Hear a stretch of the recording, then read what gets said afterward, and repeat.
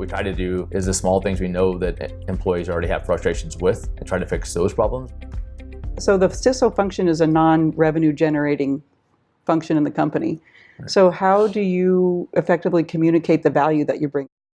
It's very easy for us to say we're doing all of these things when you have executive management behind you saying, Jay's team is really doing it for us. But then when it's Jay's team is really not allowing us to do what we want to do, it makes it very difficult to really, demonstrate how we're a value add to the business. So what we try to do is the small things we know that employees already have frustrations with and try to fix those problems, because as long as your employees are happy, typically a more neutral environment where they're not frustrated, but they understand the balance between security and productivity. And our employees understand that. I think just in the culture, they understand where Samsung is globally from a security perspective, that they want to ensure we protect our crown jewels, which is our intellectual property, right? And we have so many labs operating that they understand, okay, this isn't like working at some other environment. It's not like I'm working for some retail store where I can do whatever I want to because I don't have system access. I'm just here doing my job or other things like that.